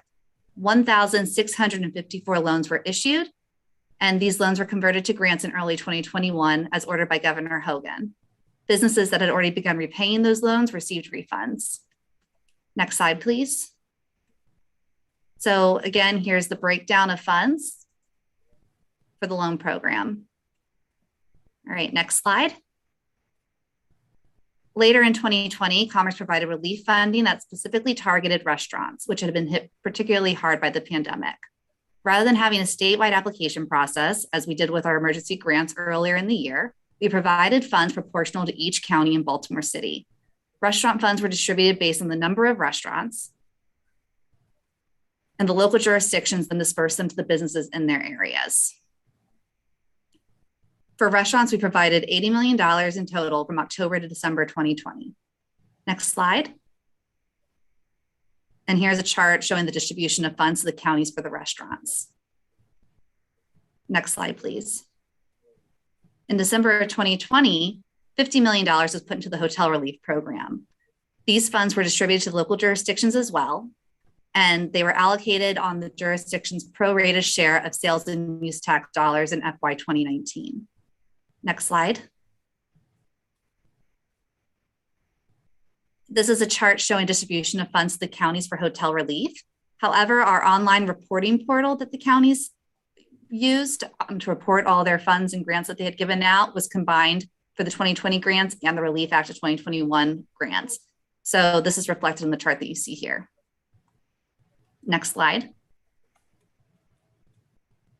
So that's an overview of Commerce's COVID-19 relief funding in 2020. Earlier this year, the Governor's Relief Act of 2021 passed the General Assembly with bipartisan support and contained an array of new funding that Commerce has been providing to Maryland businesses in different ways. The first Relief Act program I'll mention is our Small Business COVID-19 Relief Grant Program. The legislation provided $10 million for grants of up to $9,000 for businesses that do not collect sales and use tax. This was a complement to sales and use tax credits also established in the legislation. So this grant was for businesses such as hair salons, medical offices, and personal and professional services. Restaurants and retail stores were not eligible. Eligible businesses needed between 1 and 20 employees, at least one W-2 employee, a valid Maryland unemployment insurance number, and they had to be in good standing with SDAT. The Relief Act also required the disadvantaged business to be prioritized and called for geographic diversity among grantees. So we consider those criteria in our review process. In the weeks leading up to launch of this program, Commerce reached out to numerous community organizations, business groups, advocacy groups, and local chambers of commerce throughout the state. We accepted applications from March 30th until April 6th, and then reopened applications from April 30th until May 24th. Next slide. And here's a chart showing the geographic distribution of awarded grants. Next slide, please. The Relief Act also provided new funds for restaurant relief. $22 million for grants of up to $12,000 for restaurants. Each county in Baltimore City received funds proportional to their population. Next slide. So this chart reflects the distribution of funds to each jurisdiction based on population. Next slide, please. The Relief Act also provided funds for hotel relief. $10 million was provided for grants of up to $25,000 for hotels. Each county in Baltimore City also received funds proportional to their population. Next slide. Again, this is a combined chart for both the 2020 and 2021 hotel grants. Next slide. The Relief Act provided $500,000 for grants to businesses to help set up online sales and expand telework opportunities. An additional $5 million was made available through the fifth supplemental budget to provide grants to employers to facilitate telework. Each county in Baltimore City received funds in proportion to their population. Next slide. So this chart shows the distribution of funds to each jurisdiction based on population. We are still in the process of collecting and verifying this data from the counties, and we'll release the information once it's finalized. So thank you for your time, and I'm happy to answer any questions you may have. Thank you, Sarah. And any questions for the panel? And Senator Benson, I see your hand up. Is that from the previous group? Or do you have a question? Questions? Gotcha. Senator Augustine? Anything? Absolutely. Thank you. Thank you all for the presentations. I have a couple of questions. The first is on the MEDAF. Who makes and what's the process for the investment decision making? Thank you, Senator, for the question. So the potential opportunities come into Commerce through two ways. One is our attraction team that works with site selectors who have a business as a client, and they help them find a location. When it comes in that way, we'll share that information with the counties and work together with county then. The second way is that a county may learn of opportunity and approach Commerce then. Once we're jointly aware of it, Hey, Barbara. we together with the county, determine what we'd like to do. The local jurisdiction has to provide a resolution of support for the project, and also make a 10% dollar match to the project as well, to ensure there's alignment and that the project is consistent with the goals that the local jurisdiction has for its community. So it's a shared decision in that regard. And the commitment of those funds, though, are ultimately the approval of the secretary. Okay. Are there any you have a lot of different metrics in there. Are there any regional targets associated with the projects that you end up funding? There's flexibility in the program where we recognize sometimes a project in one county might need a little more assistance than another county, for example. And so we've got some flexibility in how we might look at that amounts of support. There's not a hard number in terms of a metric there, and that's so that we have flexibility to support the projects where they are. Having said that, we've never run out of funds for one jurisdiction versus another. We've been able to fulfill the requests that have come about across the counties. Okay, no, that's important. Thank you very much.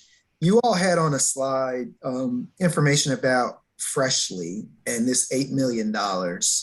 I believe that's what it was. And I assume it was just a portion of a larger deal. Can you just explain that, just to understand what that was in the sense of a larger deal? Yes, Senator, and I apologize if I wasn't clear when I talked through that, but typically the state incentive is a small sliver of the total capital stack or cost of a project. And so an example of Freshly or another large project, the private capital investment going in there is a multiple of millions of dollars. And the state incentive is very small part of that. And so in the Freshly example, and I'm going back to my notes for that, the actual incentive was about $1 million, and the size of the capital project itself was was 8. That $1 million is a little larger than it would have been in some other projects because this was a very competitive project, and it was a manufacturer of prepared packaged food that we really wanted to see bring to Maryland, and the local officials felt strongly as well.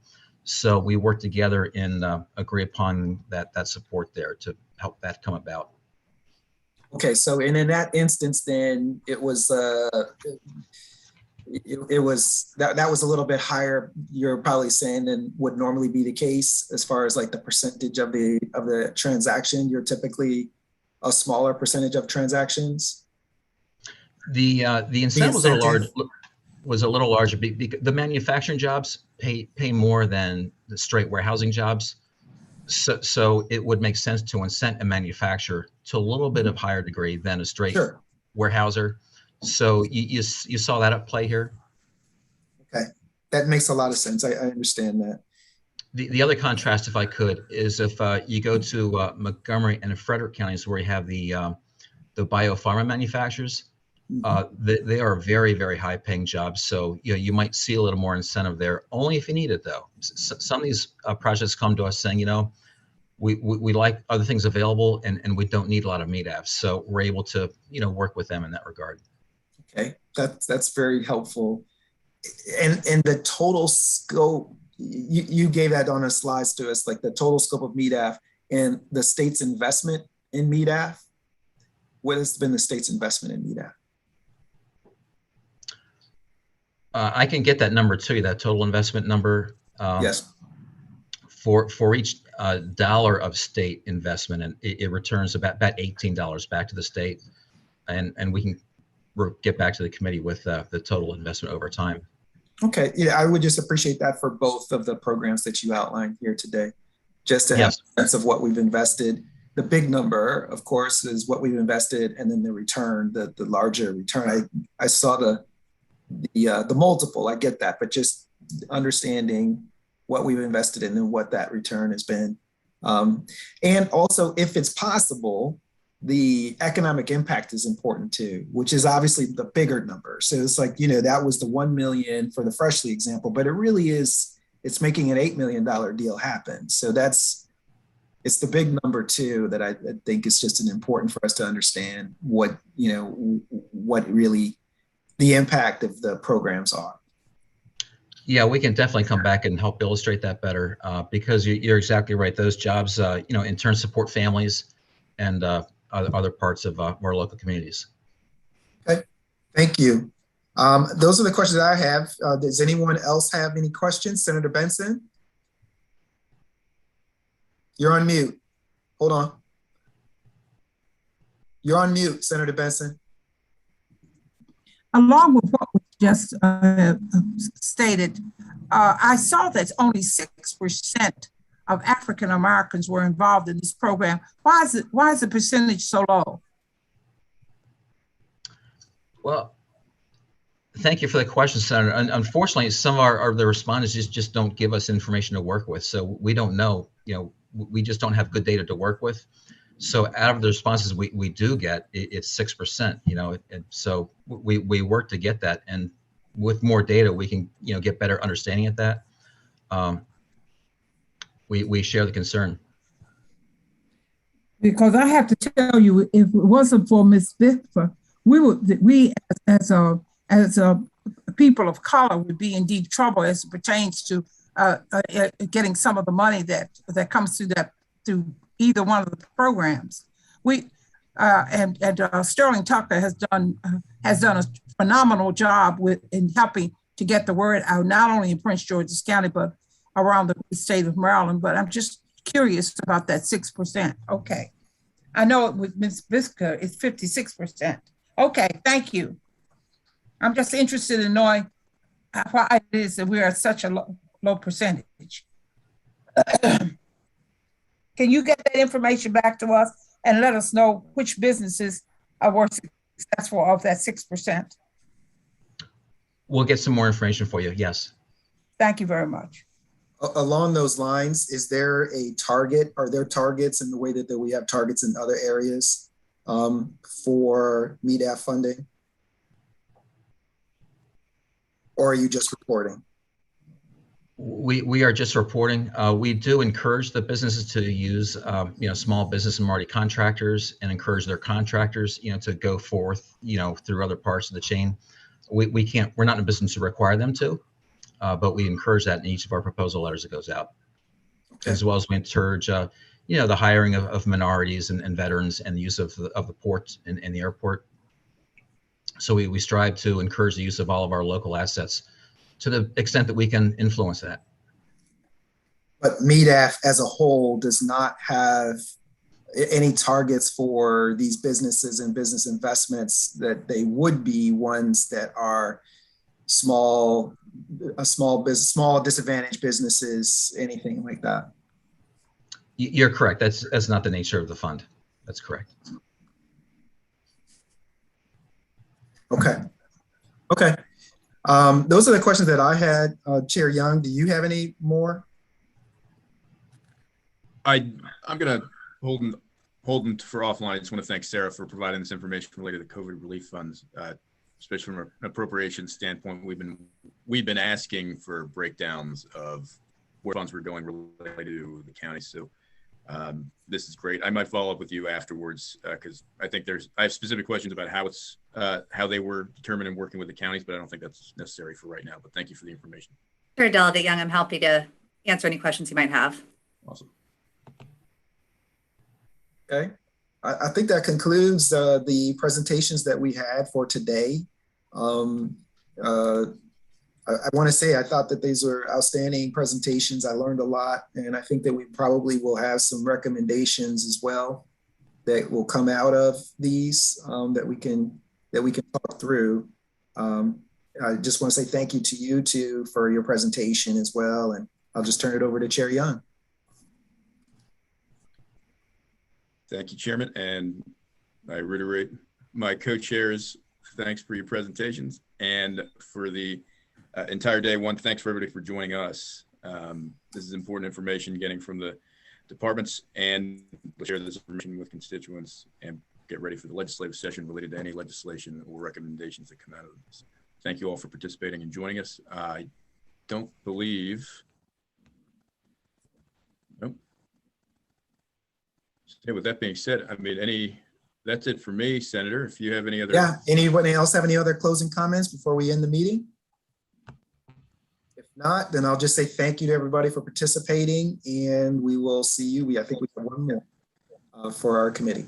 So thank you, everybody. Have a good day. Bye. Thank you.